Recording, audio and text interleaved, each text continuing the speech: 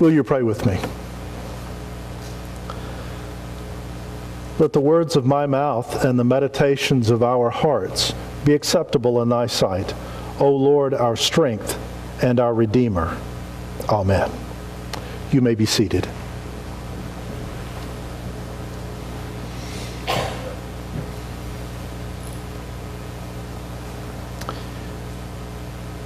We don't know her name.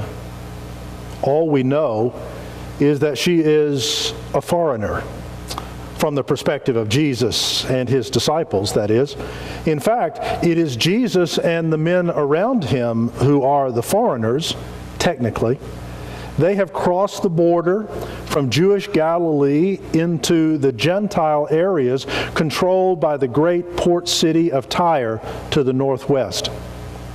Mark writes that she is Greek, which tells us about her language and her culture and probably her religion.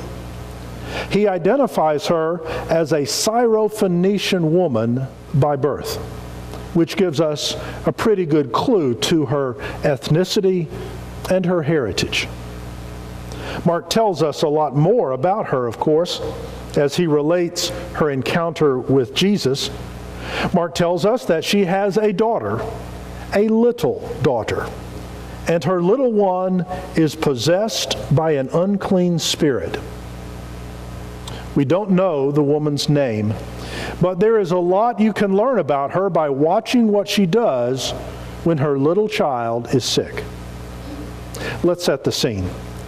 Jesus has tried to slip into town without being seen, or at least without being noticed or identified. He wanted a little time to rest from what had become a terribly demanding and stressful life, presenting the gospel of salvation to his own countrymen, the Jews. They were following him everywhere, all the time. He should have been able to get a little downtime in the area of Tyre, though. He was a stranger, a foreigner there. Nobody across the border should have known who he was. But this woman found out, and quick. She found out who he was and where he was staying, and she had a pretty good idea what he could do. She is one sharp cookie and determined. As soon as she figures out the mystery man and his entourage, she makes a beeline for his door, falls down at his feet, and begs him to cast the demon out of her daughter. Where's the daughter? She's not there. Probably she is at home, but that detail doesn't matter to this woman.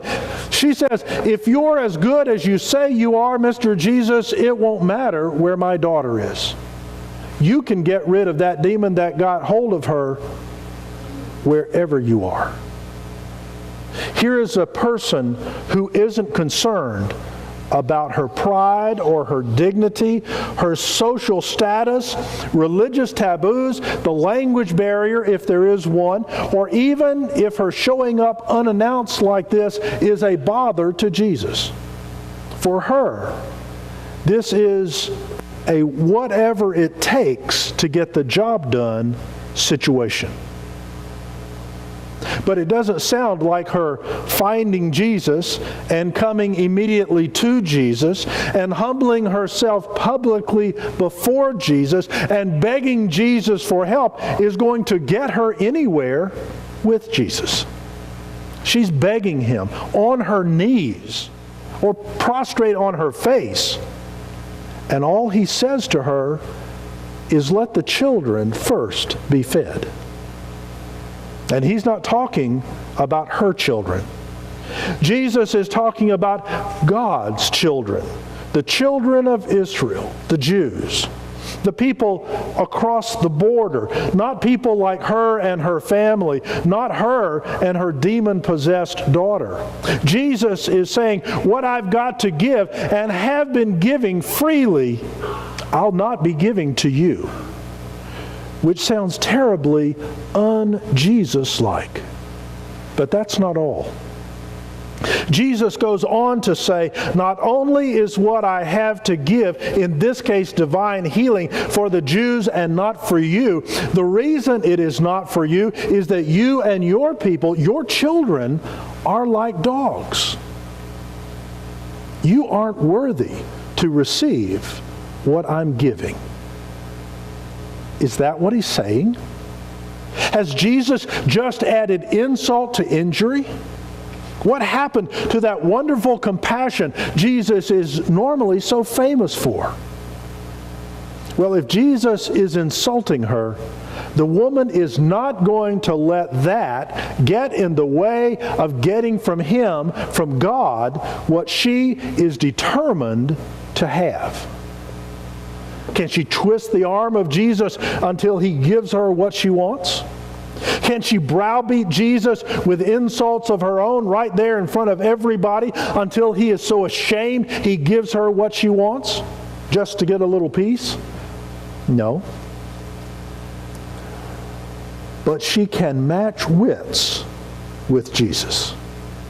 Here is one who has heard these harsh words so often spoken of her people by their neighbors across the border, and yet face to feet with this one particular Jew named Jesus, this one particular Syrophoenician woman with no name thinks she has heard a hint of something else. Has Jesus shown her the shadow of an opening in that traditional stone wall of hostility between their two people? For the sake of her daughter, the woman takes a mental step, a mental leap into uncharted territory. Let the children be fed first, Jesus said, meaning, of course, the children of Israel. But if they are to be fed by God first, she reasons, then Jesus may be saying that those who are not the children of Israel will also be fed by God. A possibility many Jews had not even been willing to consider. And if Jesus is repeating the common insult of comparing Gentiles to dogs because they do not comply with the Mosaic laws of purity, has Jesus blunted the edge of the slur by modifying for dogs to suggest puppies rather than a pack of scavengers? The possibility that Jesus has done just this is enough for her to work with. Mr. Jesus, all you say may be true, and God may have sent you to be and provide the bread of life to feed the children of God, and God's children may be your people across the border. And your people, and you may think of me and my people and my tormented little daughter as not worthy to gather up the crumbs under your table. But there are crumbs that fall from tables even when the children eat all they want. And when they do, the pets under the table are not begrudged a few morsels. So even by your logic and theirs, Mr. Jesus, you could and should spare me and my daughter a crumb, a morsel of what you have been giving so freely to so many in your country. If you can feed 5,000 with a couple of loaves of bread, can you not tear off a tiny piece of the divine power you carry with you and direct it to my little daughter, to drive out the demon driving her little mind crazy? And to the amazement of all the Jews who had come across the border with him, and maybe all the Gentiles who hadn't, Jesus said to her, "Yes, I can. And because of what you just said to me, I will. Go home to your daughter. The demon is gone. It's an amazing thing what maternal love can accomplish. But let's not leave it there in the warm, rosy glow of a wonderful result wrought by this woman's deep, deep love for her defenseless child. Let's look at that love and see it for what it is. Just like the Apostle Paul looked at love in his great tribute in 1 Corinthians 13. The amazing thing about any love worthy of the name is not the intensity of the feeling. Maternal love is hardwired in. It's just there, with a breaking exceptions. But most of us have felt it directed toward us and have loved it in return. But the important thing is what this kind of love does, how it demonstrates itself. Yes, it's wonderful that the woman in the gospel loved her child, and you know she did without doubt because of what she did.